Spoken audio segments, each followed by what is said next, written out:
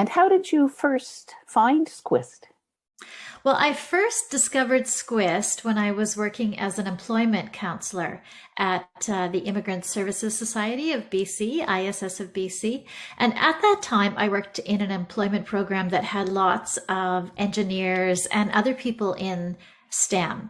And there were a lot of women in STEM too. And because often we didn't have the specific expertise that our clients did, we would connect with SCWIST and ask the people who were either working at SCWIST or volunteering at SCWIST to kind of do resume reviews or act as mentors or help out in some way with women who had, really particular areas of expertise in the STEM field that we weren't very knowledgeable about.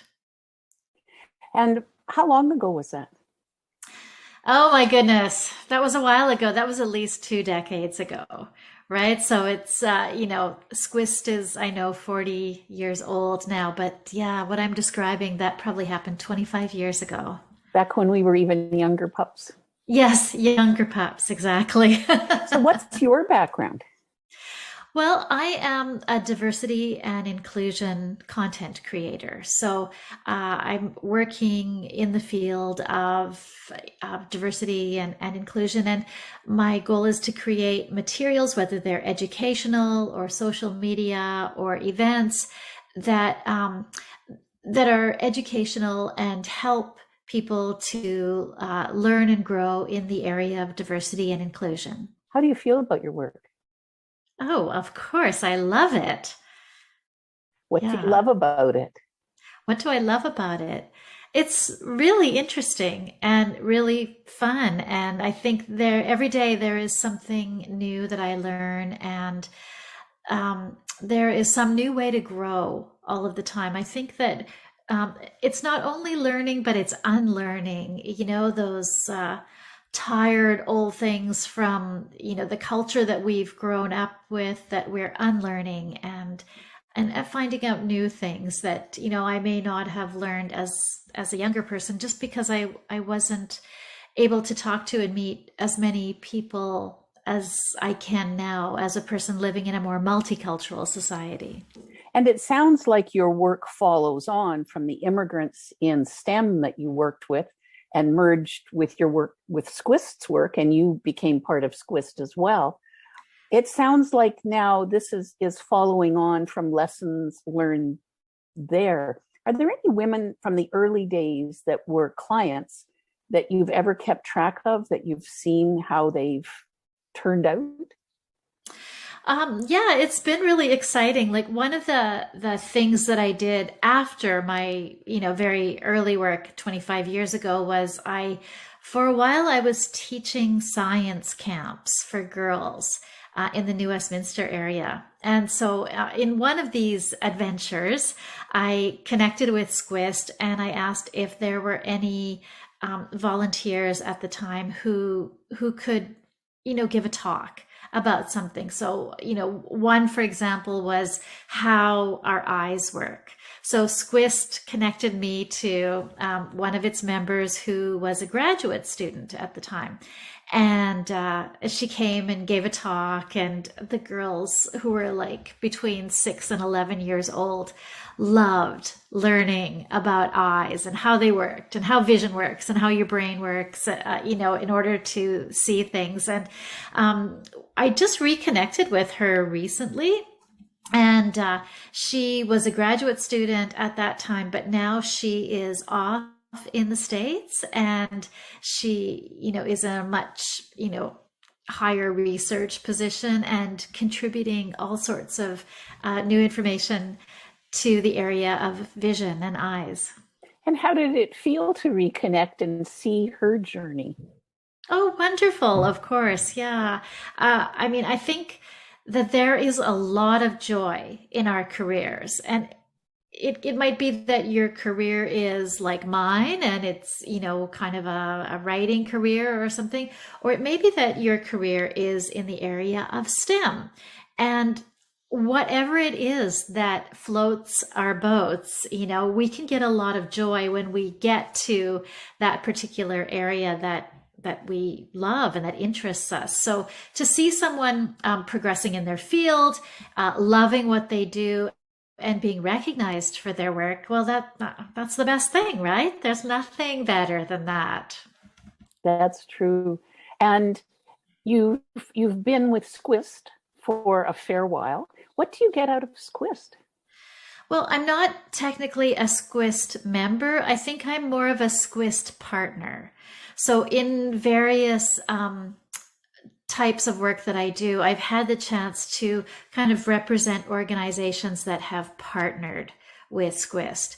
So often, I am working with a partner of SCWIST and we are creating an event together. Or sometimes SCWIST is working with the partner I'm working for, and we are creating a series of speakers, right? And so maybe the SCWIST is bringing the speakers, and the organization that I'm working with is bringing the audience. So that kind of partnership is the main way that I've been working with SCWIST over the years. And traditionally, women's culture has been much more web structured instead of hierarchical. Do you see that as a strength in your work and the alliances you're forming? Yeah, absolutely. I think I'm happy every moment of the day. I don't have to think about hierarchies. Like, I don't find them very fun or interesting. I love the web structures that you've talked about. And yeah, certainly when I partner with people in SCWIST, that's what's happening, right? Is there's a mindset toward collaboration, and there isn't a feeling of hierarchy happening at all.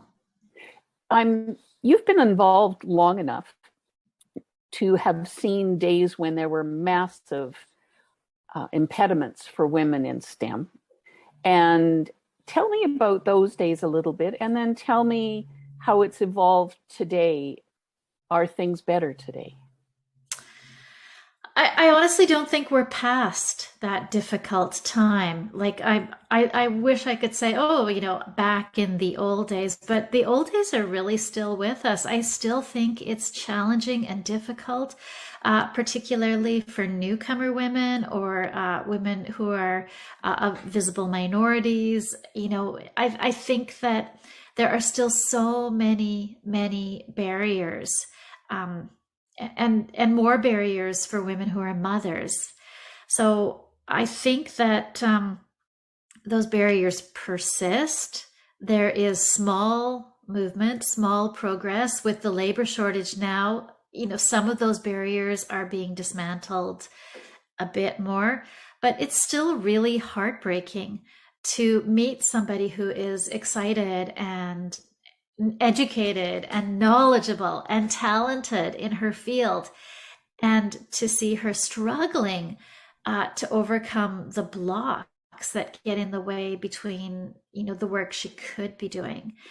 And I think it's heartbreaking for us as a country too, because we're missing out on all of that potential that could be. Oh, sorry. Oh, that could be in use. Yeah, go ahead. I'm so sorry. What are some of the suggestions you give women that are running into all these roadblocks when they come here with 2 master's degrees and a PhD and 5 years, 10 years experience in their field, when we're short of people in those fields? What's the advice you give them to get that all-important first job in Canada?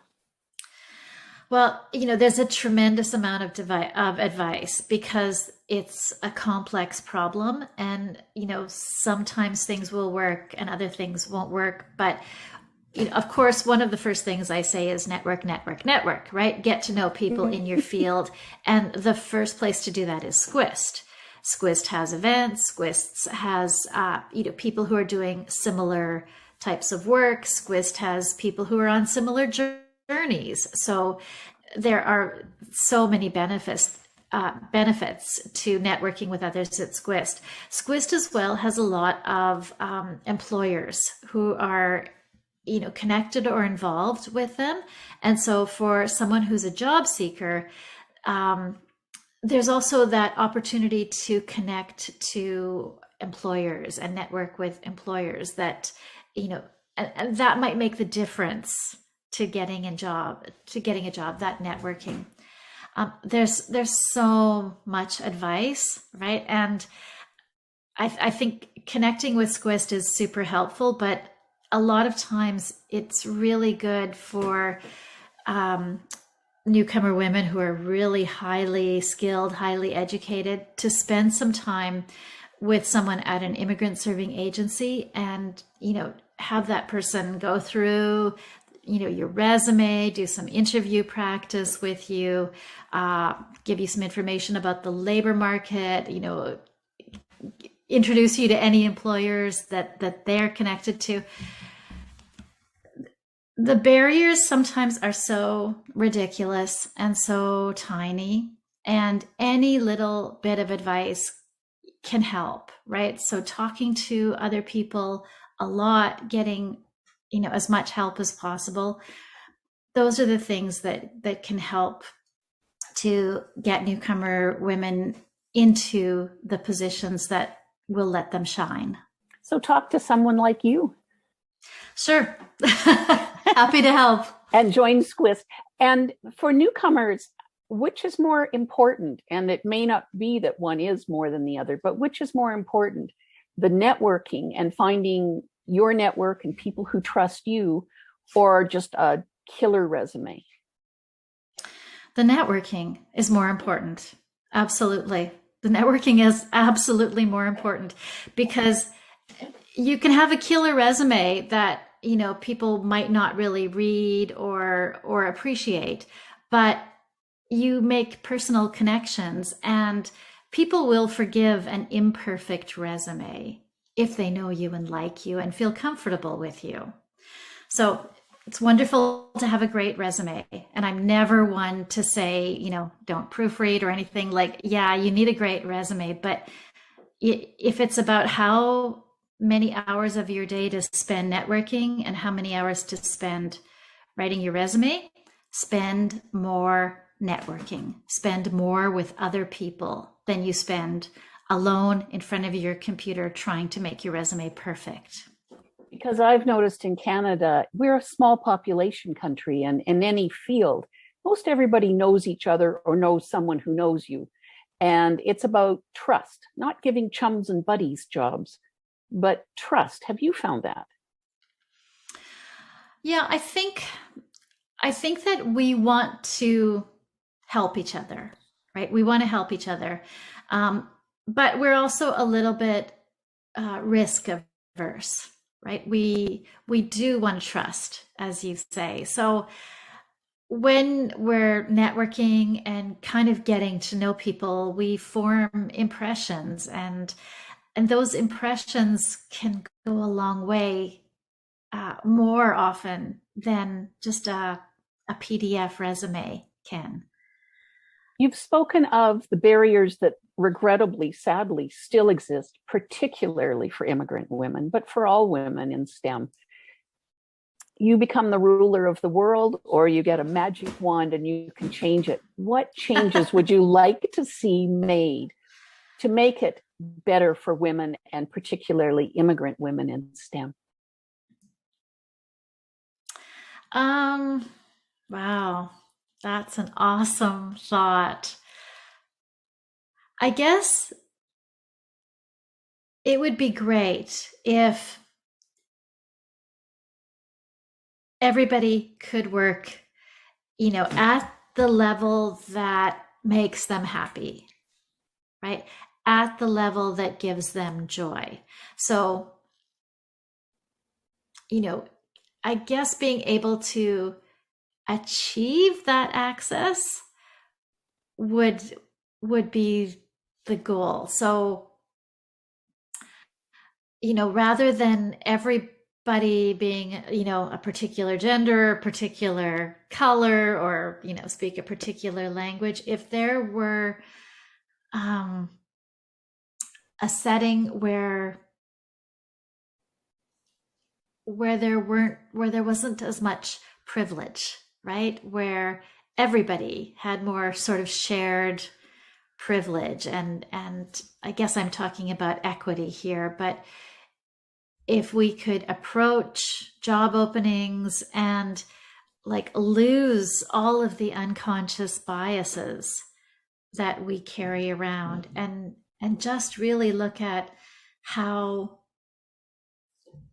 people could contribute what they know, what they can do, and work together to really build our country's economic power.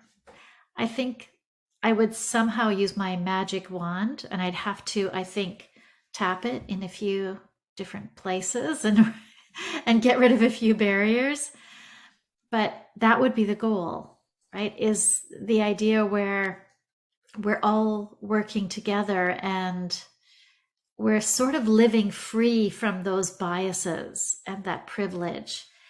And we're just sharing ideas and working together in a team in kind of the ideal way that we read about in business school magazines. But it's actually happening because, all of the other biasy, privilegey stuff is gone.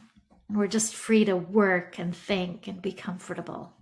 It sounds like you work very hard to get rid of these biases, to give people awareness of their privilege and their biases, and to make opportunities available and lower the thresholds for people for whom there may be unfair barriers.